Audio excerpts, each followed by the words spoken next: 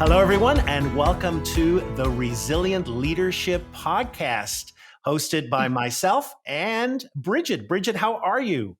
I am doing great, Irvine. It's so good to be here with you. And I'm just very excited about this topic.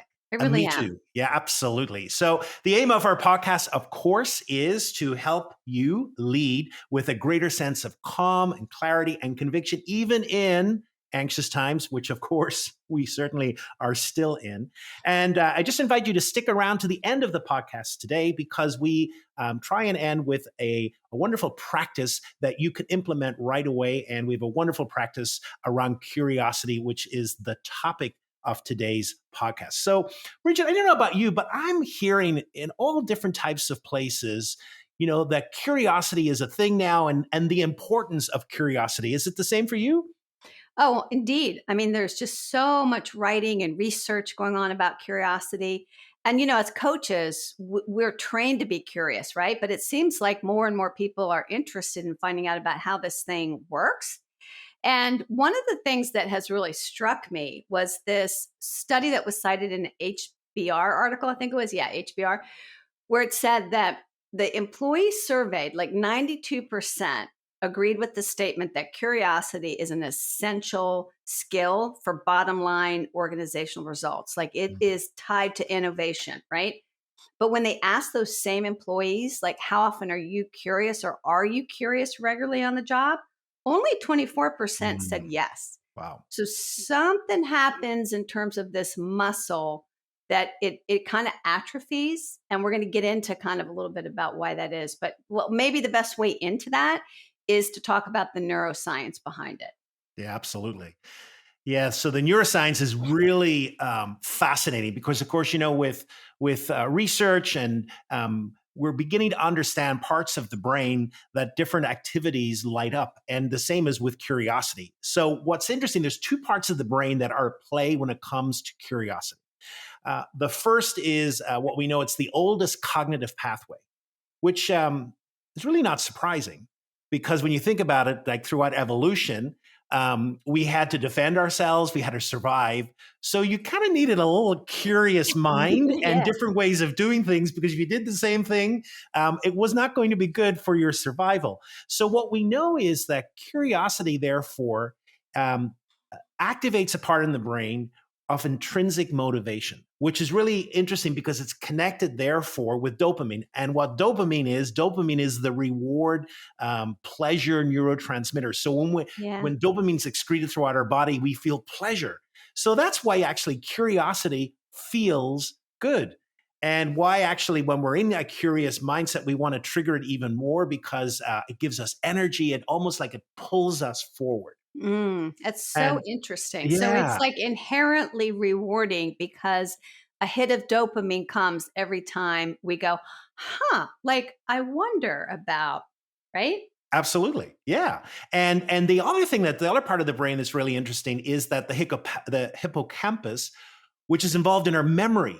So whenever we are Oh. naturally curious, it also triggers the part of the brain where we remember. So that's why curiosity is connected with learning. It's a great Mm, cocktail. We feel motivated, and then also as we learn and discover new things, we remember them as well. So curiosity, therefore, is essential when it comes to memory and it comes to learning. And that's why it actually feels good as well. Now, that is so interesting. yeah. So, Bridget, we also know that when we introduce anxiety, it impacts it in a way. So what have you found out about that? About how anxiety impacts this curiosity? Yeah, well, curiosity is an antidote to anxiety. I mean, that's one of the Mhm. reasons you and I wanted to talk about it because in this podcast, this is all about how do we manage through anxious times. And it turns out that right baked into our very DNA is this incredible, powerful natural ability that lowers the stress response. Mm, So you can't be highly anxious and highly curious at the same time. I mhm. mean, it just doesn't work that way. As soon as you start to really embody a curious mindset, the amygdala starts to calm down that stress response. In fact, what they're seeing now is that that feeling that comes from uncertainty, that anxious fear of uncertainty shrinks when we become curious. So, I mean, that's enough for me to want to practice it more often, right? Yeah. Yeah, I can so relate to that, because I don't know about you. Whenever I kind of feel anxious at times, the last thing I want is to be curious. I just like, tell Yeah. me the answer. I need to find the solution type of thing. Right. That Right. that narrowing is Yeah. so evident. Yeah. Yeah. And one of the things we can do is actually be curious about our anxiety. Like when we're Oh, feeling anxious, love that. Yeah. it's to be like, and this is hard, but to kind of be like, I can Mm, really feel myself getting anxious. I mm, wonder what that's about. mm, And right away, there's a shift, a little bit of a shift there mm. for us to be that observer of the anxiety, right? Yeah, I love that. So then it's striking me that curiosity there for something innate. We've had it from to be embedded in the brain in the way it is. And yet, just from that statistic from the Harvard Business Review, HBR, that you mentioned, we don't practice it. And I think we lose it. So what is it? Why do you think we lose it? Because I'm sure kids are very curious, but somehow as adults, we're not. Oh my gosh, kids. I mean, when I had my kids, I remember being so struck by the wonder and awe that they approached the world with. Mm, And I could tell I had lost some of that, yeah. right? And now I have two grandkids and I'm seeing it all over again. So, like, what happens? I was thinking about this. I was thinking two, maybe three main culprits. One is busyness. We're so busy and we're about efficiency and getting things done, and competence, that as we become adults and we get into our careers and we develop expertise, that competence somehow tamps down the curiosity, right? Yeah. And maybe also one other thing is novelty, that as we grow up and we become adults and we put on our adult, hat, things don't seem novel anymore. We lose our interest in the world because been there, done there, got that t-shirt kind of a thing, right? Yeah. Yeah. Yeah. So I do think it's a muscle that we literally have to take to the gym as Mm, adults. Children don't, yeah. but we have to be intentional about strengthening this natural capability we possess. Yeah, for sure. So it is kind of a use it or lose it. Use it or lose it. Yeah, Yeah, I I like like that. that. Yeah. So what about this notion of leadership and curiosity? I Mm, guess I guess we should kind of connect it to leadership, right? yeah. Well, we've mentioned in a few past episodes this acronym called VUCA, Mhm. which is it's powerful because it gives us language. I think even before COVID, language of what we were experiencing, and that was the volatility, the uncertainty, the complexity, the ambiguity of not just work life but life in general, Yeah. and managing change and managing disruption and growing complexity. And just from what we've said before, I mean, these are anxiety inducing activities. And so, therefore, Mhm. it doesn't lend itself naturally to curiosity. And yet, even in the midst of COVID, I think the power of curiosity and innovation, you can see that because I Yes. remember reading there was a few articles that came out maybe about 6 months into the pandemic, whereby automakers, two here in the US, General Motors and Ford, two in Germany, BMW and Volkswagen, had turned their assembly lines to reconfigure them to produce protective gear and then also parts for ventilators. And as you think about that, it's like that just didn't happen. Right. There had to be a curious conversation about Yeah. the natural thing for we'll just shut it down. That's life. There's nothing we can Right. do. We can't get parts. Boom, boom. But yet the curiosity pushed forward, and it was no. Let's think about what's possible, which is a Yes. beautiful, curious question. Yeah. It kind of reminds me of that phrase, necessity is the mother of invention. Mm, yeah, Because until there is a global pandemic, sometimes we're just doing what we've always done, yeah, and we're not being curious and we're being even resistant to the exploration of totally new ideas. absolutely, Right. yeah, So that's the upside of the pandemic, in the sense that there were a lot of people who seized the day and became intensely curious. yeah, yeah. Yeah, very And interesting. yeah, and then there's another survey as well done in Novartis, which is a real global healthcare company. And one of the things that they found, it was a really interesting study about leadership and curiosity. Hmm. And what they found is it impacted engagement. So the more curious a leader, the greater the engagement of the employees, and the less curious or the more curiosity they shut down, the lower the level of engagement, Makes which is sense. just fascinating because we're going through. A previous episode was on the Great Resignation, so Yeah. engagement is a huge issue, and here we have another connector Yeah. about curiosity. So we know, therefore, that creating a curiosity or creating a culture of curiosity is vital. So, Bridgette, what's some ideas you have for how might we go about creating a culture of curiosity? Okay. Well, I always start with the leader and the leader's willingness to embody whatever it is that they want other people to be doing, right? Mm, So if a leader embodies curiosity and brings a curious mindset, I think people notice that, yeah, right? I mean, we all know when we've been around a curious person, yeah, and it feels good, yeah, right? To yeah. be around that curious leader. I think leaders have to give permission for their employees to really be curious, because that means they're going to experiment, and that Mm, means they're going to make mistakes. yeah. And so I would say, I wonder what, our culture is like around handling mistakes. Mm, And if the answer to that is not a particularly positive one, you could tell people to be curious, but they are not going to take the risk. mm, So there's some of that. I think leaders have to be willing to admit they don't have all the answers, mm, to actually be able to say, like, I don't know, to a question, or in the face of a challenge that maybe they feel a lot of pressure to have the answers, yeah. but to say, I really don't know, but I'm willing to learn. Mm, Can we discover this together, kind of a thing, right? yeah. um yeah, I think that, again, when the higher we get in an organization, the more we're in a bubble. And the more we're in a bubble, right, the more we might just be about the business of getting things done the way we've always gotten them done. And our busyness, our competency may, impact our showing up as curious leaders. Yeah. And in particular, and you mentioned engagement, so this is what it made me think of. If I'm not curious about the people that I'm leading, they pick up on that, Oh, right? Like, if I just want you to get things done yeah. and just go do your work, and it's nice that you have a life, but I don't really want to know about it.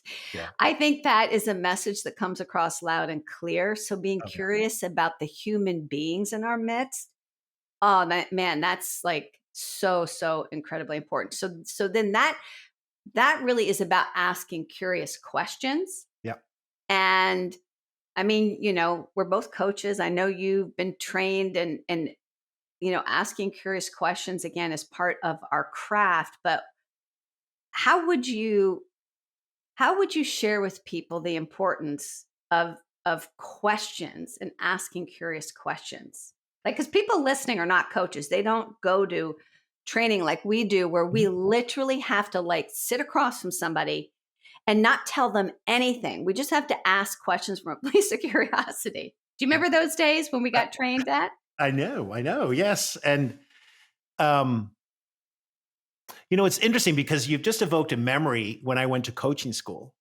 And, for some people, it was a real struggle. It was a real struggle to ask really curious and open questions, because so often in our mind, we are geared towards solution and doing, and the quickest way to find the solution. And questions are really at a life force in our lives. That everything we do is generated by questions. It opens our minds. It helps us to connect to each other. Yeah. I love that example you brought up about when a leader is asking a question of someone and it's really not coming from a space of genuineness, it's kind of Yeah. pro forma. It just feels so unnatural, and so therefore we actually know where the question's coming from, or we Right. feel where the connection's coming from, because it has the power to connect us. And questions are well connected to innovation. So we know that innovation comes from that. So Yeah. I think the spirit of curiosity is what drives some questions. And I think, some questions are better than other questions. But I think at the Yeah. core of it, it really is our mindset. What are we Totally. bringing? Like in that leader's example, are we really bringing true curiosity, or is Yeah. it, I'm asking this because I need to ask it? Oh, yeah. And again, we all know the difference. Yeah. Like we know when somebody is asking a question in the spirit of true inquiry Yeah. versus it's an inquisition. Yeah. Like I remember one lawyer I coached, and we were talking about the power of curiosity and asking questions. And he goes, hey, I ask a lot of questions. He goes, people come in here, they sit down, and I just start going for it. And if they don't know the answers to those questions, then I know they weren't prepared. And I remember sharing with him the distinction between an inquisition and an inquiry. Oh, yeah. Uh, He kind of laughed as well. He yeah. could see that, yeah, sometimes that's exactly what he was doing. And hey, that's okay too, but it isn't true curiosity. Yeah. And I think it's really important for us to understand that the questions we ask actually, how we approach things, are actually mindset as well, Yeah. influences those questions. Right. Um, I mean, I'm sure you've read Carl Dweck's book on mindset, and I love the image she used. She said, there are two mindsets that we can approach reality with. One is an open, and the other is a fixed. And I think, really that this is important for us to kind of a little self-awareness in the Yeah. moment. What are we approaching it? Because sometimes a fixed mindset is all about protection. We've talked about this. How can I protect myself? How can I protect the situation? How uppermost is fear of failure, and that generates a certain type of question. Yeah. Whereas if our mindset is more growth, then we see, what's before us full of opportunity. We are Hmm. optimistic. We encourage even challenges and Yeah. feedback. Yeah. So, I was thinking about this. A question that might come out of a fixed mindset could be like, Yeah. "Who's to blame?" Yeah. It's the pointing, it's the Yeah. defensiveness. Yeah. Whereas, like an open mindset might look at the situation and say, "Well, what's my responsibility? Yeah. What do I need to do?" Yeah. Or like a fixed question could be like, how can I be in control? So whenever we're kind of anxious, etc., control becomes a huge issue. Yeah. And yet, yeah. Well, I was just thinking too, that question, how can I be in control, Mhm. is probably not one we would voice, but it's in our head. Oh yeah. So another thing to pay attention to is, are the questions in our own minds Yes. fixed or Yes. growth oriented questions? Absolutely. Yeah. Right? I Yeah. love that. Like, how Yeah. can I be in control? That's about protection, and that's about anxiety, Yeah. right? Yeah. Yeah. Whereas kind of an Exactly. open one there, well, what's my options here? What options do I have? Yeah. So I think, that both the internal awareness of how am I feeling in this situation? Am I feeling defensive? And then actually being curious about our questions. You're kind of like, what questions did I ask there? Yeah. Were they interesting questions? Were they good questions? Hmm. Because Bridgette, not all questions are curious questions, as we've mentioned. No, no, no. No. Leading questions are often what leaders resort to, Mhm. right? Yeah. Leading questions, where they kind of have the idea in mind that they want to get their team to, you Uh-huh. know? Yeah. So they ask a series of questions to guide the team to the conclusion they want. Yeah. And we've all done that. I Oh. mean, I've done that. I Yep. mean, let's face it, we all Yep. do that as human beings, but that's not what we're talking about here Mm. in terms of genuine curiosity and using the power of questions to elicit discovery, Yeah. to elicit innovation and new thinking. Yeah. And so you have to kind of ask the question, not with an outcome or an answer in mind. And this is what, when I went to coach training, and I'll never forget what my coach at the time said to me, he recommended a particular coaching program. And I said, well, why do you think that one is best for me? And he goes, well, the reason I think it is because you have been a consultant for many, many years. And this coaching program will beat the consultant out of you. And I was like, Mm. oh, that sounds rough. And he was like, and what I mean is, it won't allow you to immediately apply your toolkit of expertise, your recommendations, your ideas. You're going to have to go to the basics Yeah. of sitting with another human being and being deeply and genuinely curious. Yeah. And boy, was he right. Yeah. Yeah. So some of the questions that I think we could literally plant as like little seeds in our head, Yeah. is like how might just Yeah. how might we think about this differently, Love that. right? How Yeah. might, and another one might be what if. I find that one sticks in my head a lot when I'm coaching. Yeah. Before I ever suggest anything, I always say, well, what if, because that invites a playful kind of Yeah. consideration of an option, as Yeah. opposed to saying, I think you should do this. It's Mhm. kind of like, well, what if you tried this? Yeah. And doesn't that ring differently, with Oh, somebody? totally. I love that. That what if it really it's such an open question, and I love the playfulness around it, because I think curiosity and play are connected. Oh So my I think gosh. having both of them, questions that evoke that playfulness, is so important. I mean, that's what children are doing when they're Mm. curious. It's all about play, Yeah. right? That's how they're learning, Yeah. And then how can, so, how might we do this? What if we tried this? And how can we be more effective when we decide to implement this, Yeah. Though if a leader has those kind of three little phrases at their disposal in any conversation, it can shift. It can shift the tenor and Mhm. tone, even of a really difficult conversation Yeah. where you're giving somebody, let's say, constructive criticism, Yeah. or you have to tell them a hard truth. Yeah. I think that's a place where we don't often bring curiosity, Yeah. but we could, Yeah. Absolutely. right? Yeah. We really, really could. So, Irvin, I'm curious. Mhm. Why do you think so? At the top of this podcast, this episode, you mentioned the fact that it's not something that we all keep at full strength, and I talked about it being a muscle that atrophies Mhm. and why. But I'm curious, like for you personally, Mhm. um, did you notice as you became an adult um, a waning of your curiosity? And if you did, what would you attribute it to? It's a great question. I think yes. I think there was a waning. I think part of it is, I think part of it is just habit. I think we get into a habit of not. I think looking for, as a leader myself, the pace of leadership made me want to get quick solutions. Yeah. And then the other realization within me is that I don't do anxiety well. And so when I'm very anxious, I kind of want to move beyond it. Yeah. And I realize that shuts me down at times. It makes me less curious. And even something as stupid, Bridget, as time.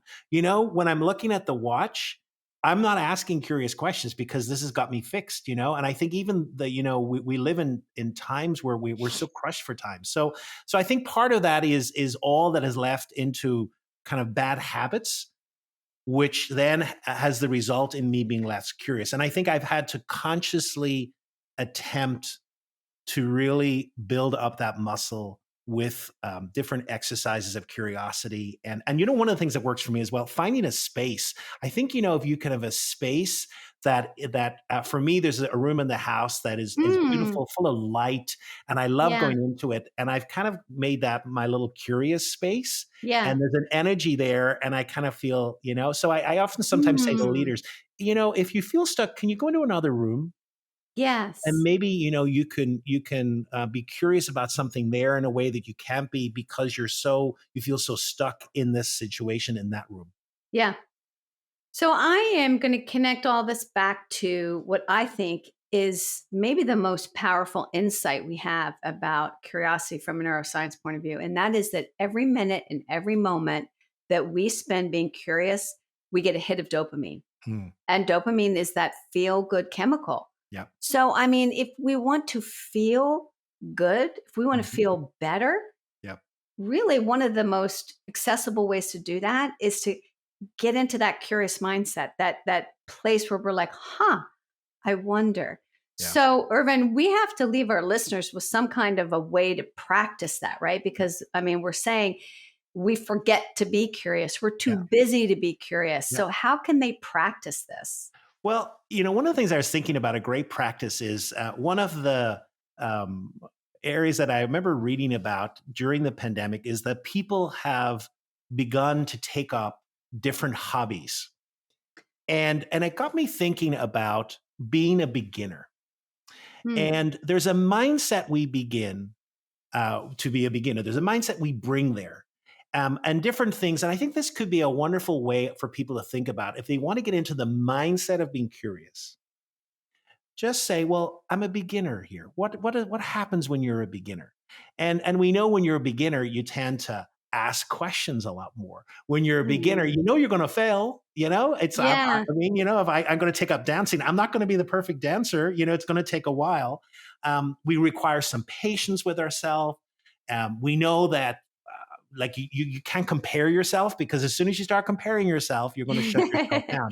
So I think this idea of being a beginner, and I would just invite everyone, think about something, an activity you've taken up in the last couple of years where you have been a beginner, and think about the mindset you brought to that. And just think of all the curiosity that was there, because I really think that can be helpful for getting into a curious mindset. Yeah, I love that. I'm even thinking like you could bring a beginner's mindset to your marriage, for example, right? Because I think we get married and we stay married, hopefully for a long time, and we forget to be a beginner in that relationship. We could bring a beginner's mindset to a project that we have a lot of expertise with. We think we know exactly how to do it and exactly how to run it.